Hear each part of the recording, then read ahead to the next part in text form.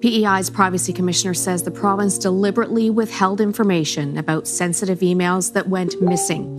That's in a report that will be released this week. The two people who asked for those emails in Freedom of Information requests say they are related to the e-gaming affair. Our political reporter, Carrie Campbell, is here in studio live with me to explain. So, Carrie, what emails are we talking about here?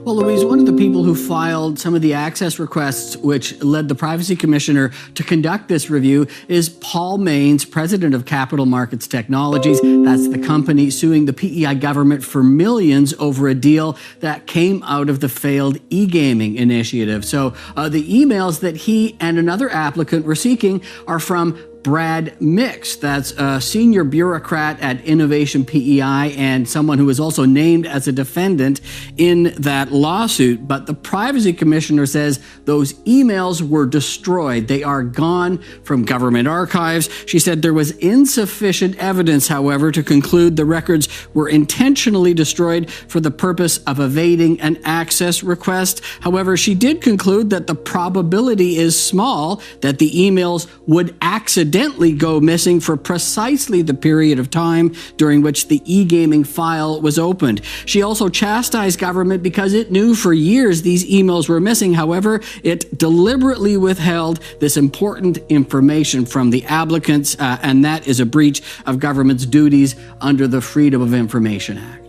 So, Carrie, exactly how did these fit in with other e-gaming emails that went missing? Right. In 2016, the Auditor General found there were 3 other government email accounts where the emails went missing. The significant difference here, those were people who had left government service, and the explanation was the reason their emails were missing is because they had left. Brad Mix is still with Innovation PEI, so that's not the case here. Now, in the report, Mix says that he didn't delete his emails. He thinks this happened when he upgraded his phone. The Privacy Commissioner said it's not readily discernible just how these emails went missing.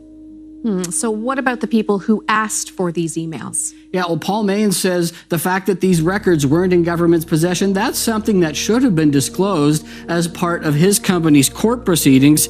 Here's what he said to ask for his biggest takeaway from this report from the Privacy Commissioner. The fact that she confirms they're destroyed is very relevant. That's what we wanted through all this. And with what's in front of her, she can't conclude who did it. But they're gone. They're destroyed. And Louise, the other applicant who was searching for these emails, it was former PC leadership candidate, writer and researcher Kevin Arsenault.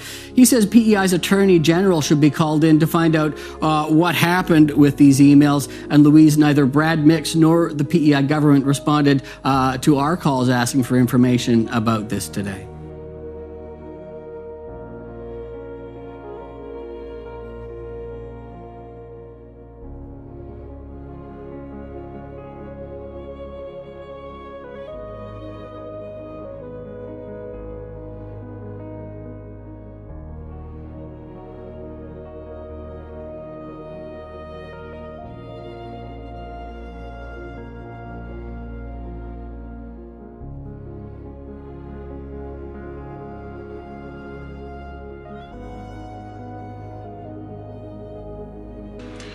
This investigation on records rightly belongs in a special committee of this Legislative Assembly. A special committee will conduct its work in full public view.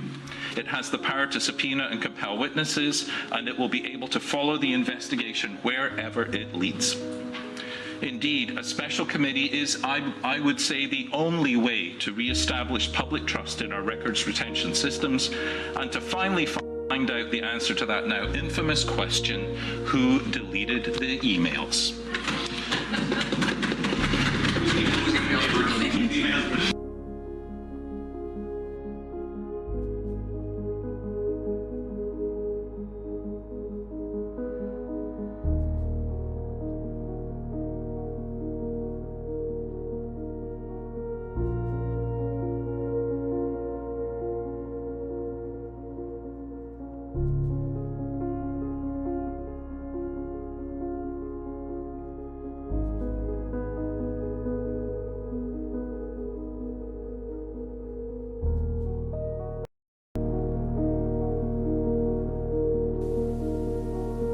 MLAs trying to find out what happened to missing government emails were told today there are only two possibilities. They were also told at least some of the emails at the center of this latest controversy might still exist within government archives.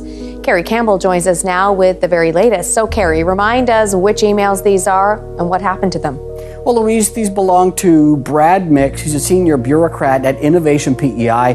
And the two people who asked for these emails through Freedom of Information believe that at least some of them are related to e-gaming, PEI's failed attempt to become a regulator for online gambling. So today, an all-party committee created to look into this was told by one of the province's top IT experts that there are only two possibilities for what happened here.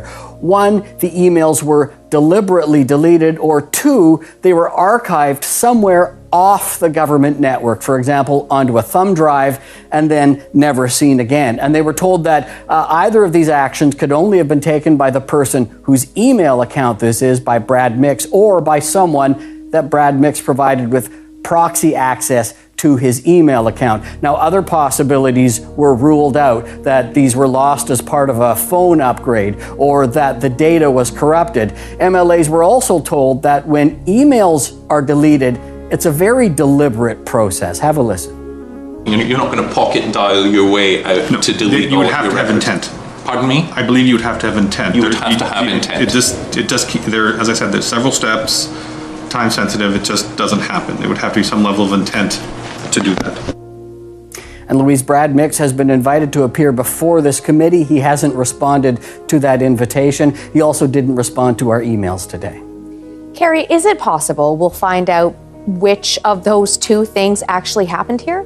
Well, the security system the province would have needed to be able to find that out, recording keystrokes on a keyboard, it doesn't have that. However, MLAs were told that some of these emails probably still exist within government archives, any that were addressed to other people within government, and it would be possible to sort of rebuild much of the missing information by piecing those things together. However, government has never asked IT to go about doing that. Today, the leader of the opposition said, well, it's time to start. My apologies for saying your opinion.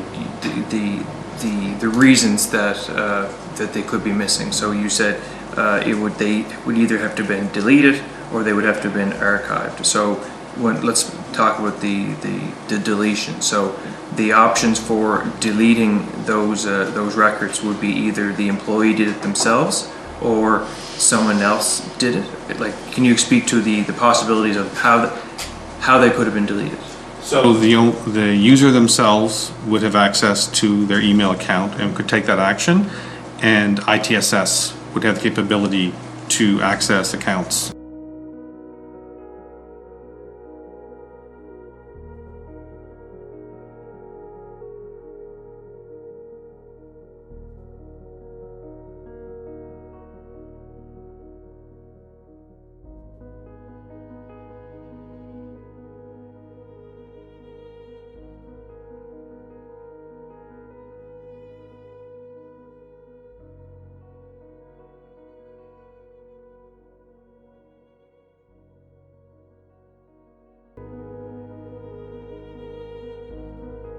I was convinced that he is not the individual who deleted those emails. I take him at his word.